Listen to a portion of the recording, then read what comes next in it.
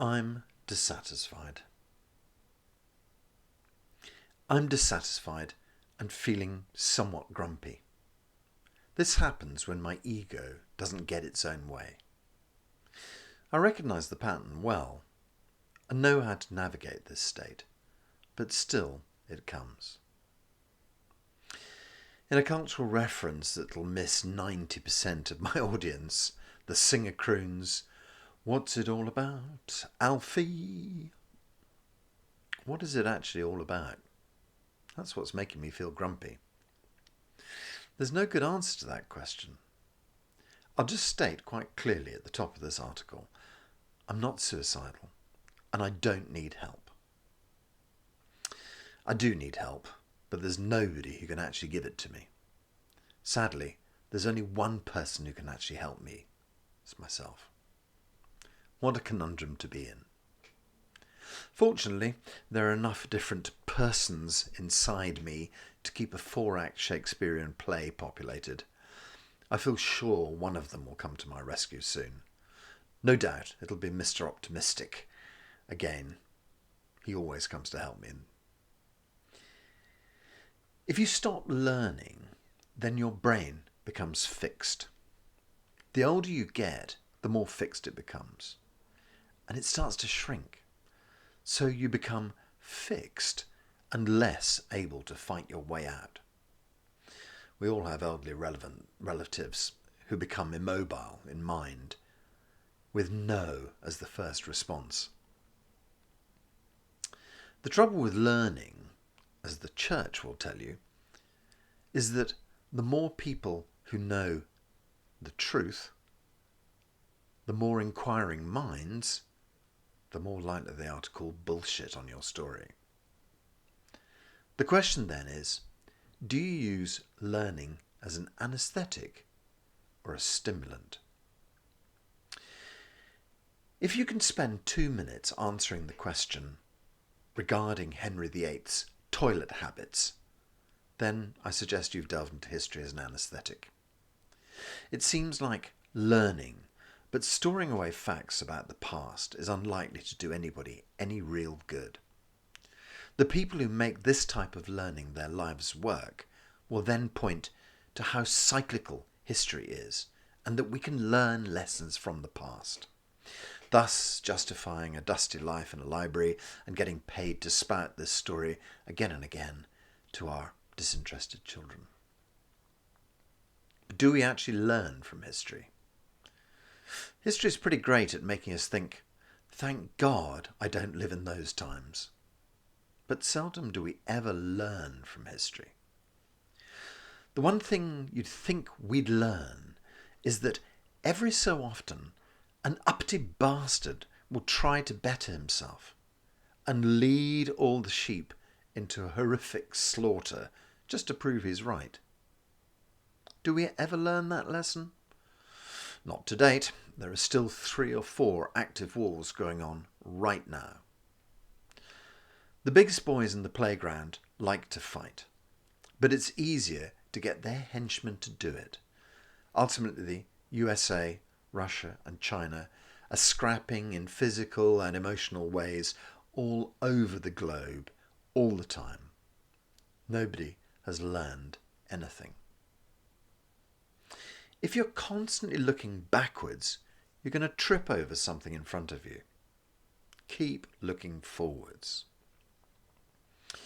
Every moment you spend in the past is a present moment that's been wasted. It's the bad thing from the past eating up the moments you have right now. So it's a double waste of time. I can tell you everything you need to know about the past. Humans can be very greedy. Humans behave badly if you don't keep an eye on them. Did you ever check the 10 Commandments again? Well, the first 4 or 5, the problem is that God seems to be desperately insecure. Has anybody ever helped him with that? The rest of them just say, be a good family man. Don't kill people. Don't steal stuff. It's all you need to know about history. Love your mum. Don't steal money from her purse. Try not to kill her. So what of the future then? Can you do anything for the future? Well, most of us live there. Some of us in the past too. We find ourselves daydreaming about when things get better, when the job improves, when I get a new partner, when I get better.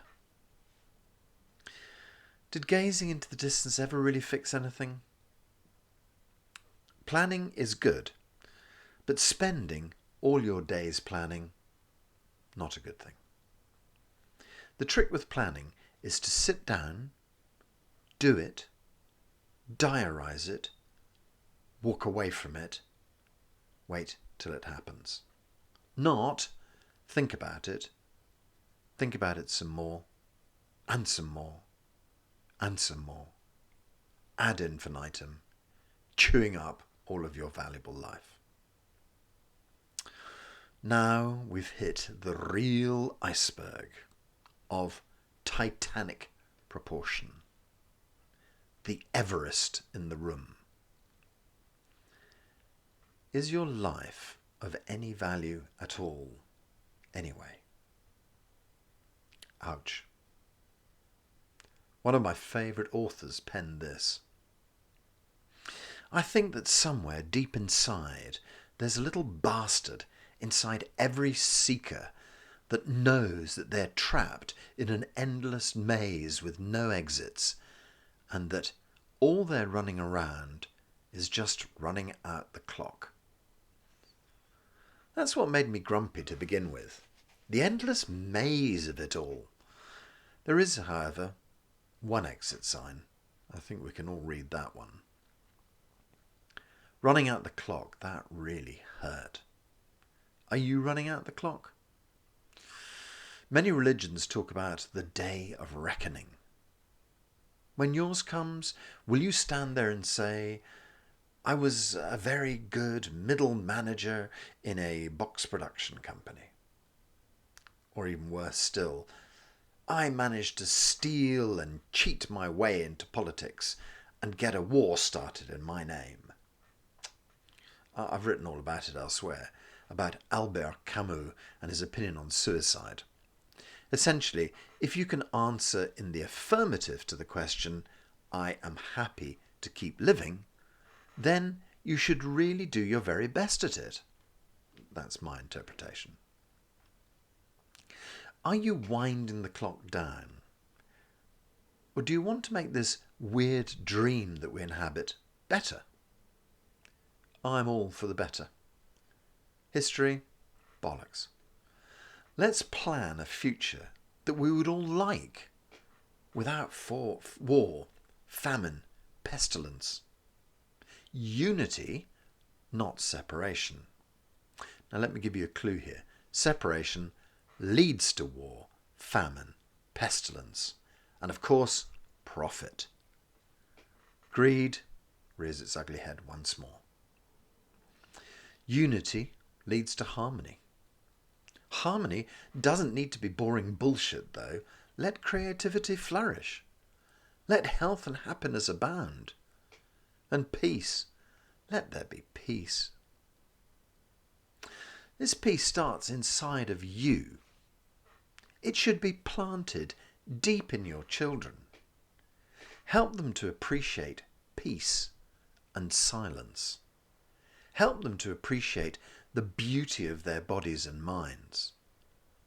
Build this into our education systems. We should never have to declare something like Black Lives Matter. We should know all of this already. The truth lives deep inside you. If you look hard enough, you'll find it. If you learn for the sake of expansion of your mind and expansion of your soul, and not as a distraction, then you'll soon come across the truth. The truth is all there is. Our universe is only the truth, nothing else.